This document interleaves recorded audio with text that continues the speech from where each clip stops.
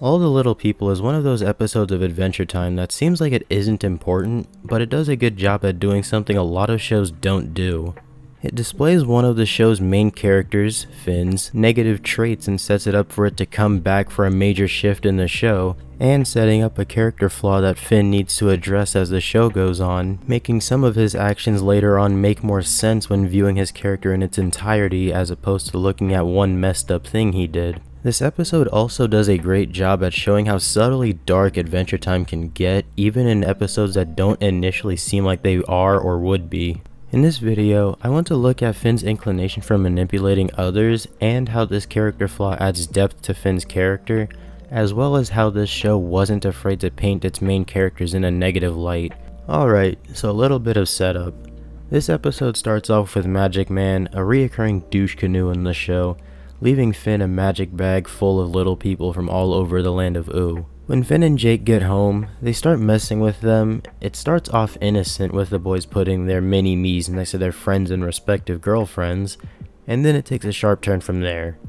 It's also worth noting that Magic Man's last line at the beginning of this episode is, "I'm not coming back." I'll be coming back to that later because it sets up an odd parallel between him and Finn. When they go to bed, Finn spends the night playing with the little people, essentially playing God.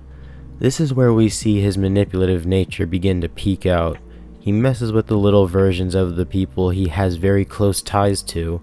He sets himself up with Flame Princess and Bubblegum, making himself cheat on his girlfriend for the person he just got over not even a year ago.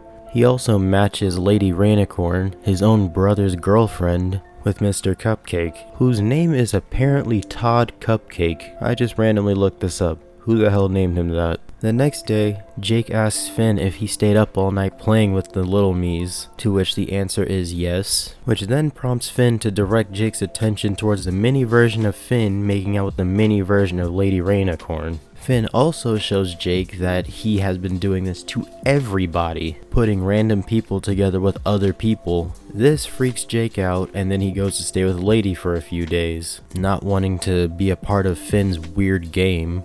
I think I've set the stage for the idea of Finn having a manipulative streak.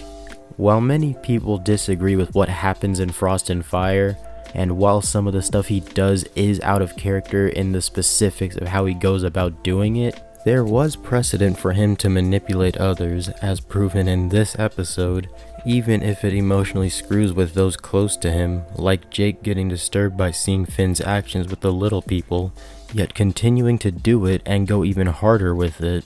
It doesn't even seem to be coming from a place of malice or anything like that for the people he's doing it to. He's not even thinking about them. But that's the problem. He's simply thinking of his own enjoyment, disregarding the people he's affecting, only thinking of how it affects him and how he can entertain himself. Ultimately, intention doesn't change how it affects those involved. He seems to understand that the little people are sentient creatures with their own understanding of who they are, independent of his influence, but he still insists on messing with them like they're lifeless dolls. That's where Finn's parallel with Magic Man is. They both manipulate others seemingly for their own enjoyment. The difference is that Magic Man is malicious with his actions while Finn's actions are devoid of concern for anyone other than himself. But, like I said earlier, intention doesn't change how it affects those involved. Only the actions matter. What drives the point home that Finn and Magic Man parallel each other with their manipulative tendencies is that Magic Man's line at the beginning of the episode that he whispers to Finn are the same words Finn yells at his mini-me when he learns how to communicate with him and finally realizes how messed up his actions are. Those words being, "I'm not coming back." Though these two sit on different sides of an alignment chart, Finn dancing between lawful good and lawful neutral, usually sitting on lawful neutral, while Magic Man bounces between chaotic neutral and neutral evil, they share some less than positive tendencies.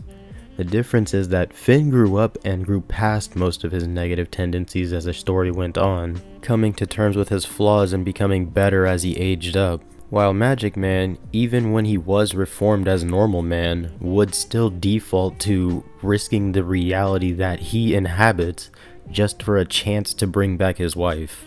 Something that I appreciate about this episode is its portrayal of Finn. depicting him in a light that most shows, especially supposed kids shows, wouldn't want to paint their main character in. That side being less of a good-natured hero we've seen before, and more in line with who we see later on when he betrays Phoebe, wants to rip his dad's arm off, or when he kisses princesses he seems to have feelings for him, so he can potentially feel better after losing his arm. This darker side of his personality also does some interesting setup for him becoming more mature as the story goes on. Not so much in the way of this episode leading to his growth, but it sets up something that Finn will eventually need to grow past.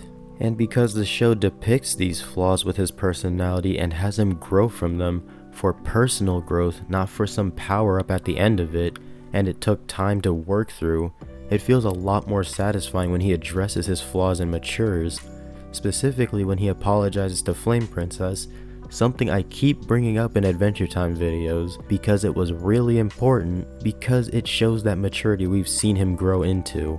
Stepping away from this episode, we see this show allowing itself to depict negative traits on its main characters extends to Princess Bubblegum, Marceline, Simon, and pretty much any character that's given enough time for them to be fleshed out and fully developed as a character. Bonnie's manipulative and controlling personality got her ousted from the throne, as well as it causing trouble for people she cares about and who care about her like Finn and Marceline, but especially Marceline, because in Obsidian, we get a feel of how Peebee's controlling and dismissive nature caused a rift between her and Marceline. We see their fallout, we see their reconciliation, and we see how they're better now than they were before, because the show allowed us to see that development. For Marceline, it's that she holds on to grudges and doesn't know how to properly express herself, something we've seen a number of times throughout the show. Her not knowing how to process her frustrations with her dad, her anger to Peebee, her sadness over losing Simon, and her confusion of dealing with the Ice King. As the show goes on, we see her get better at handling her emotions, expressing herself in more healthy ways, letting people in instead of making barriers, and mending relationships like with Peebee and Ice King, though the Ice King situation is a lot more complicated, and it will be its own video at some point.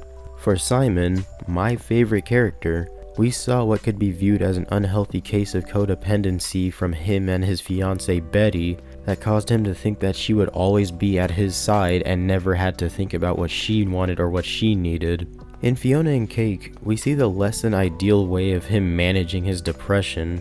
Ready to accept death by the scarab in Prismo's room, we see him wanting an excuse to go through life numb to what he's feeling as the Ice King again, while still trying to feel like the life he was gifted by the love of his life had purpose. Throughout the show, we see him coming to terms with both of these things and taking steps to heal and become a better person than who he was before. To close this out, All the Little People and Adventure Time as a whole shows us that our main characters can do things that might not make them some paragon of good, while they are still good people or good meaning people. And as an aspiring writer, currently looking into what it takes to write an interesting and dynamic character, I appreciate this. Finn, as a child, isn't meant to have some moral high ground to stand on. He's a child developing his moral compass, and we see the peaks and valleys of that process of him developing that moral compass.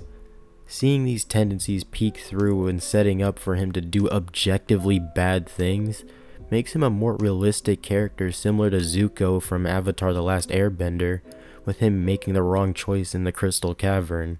Those are my thoughts on this. If you have something to add to this, maybe you agree or disagree, but I didn't articulate it properly, please leave it down below. If you enjoyed the video, leave a like and check out another video. If you like that video, subscribe. I'd be happy to have you around. Have a nice day, and I'll catch you in the next video. Take care.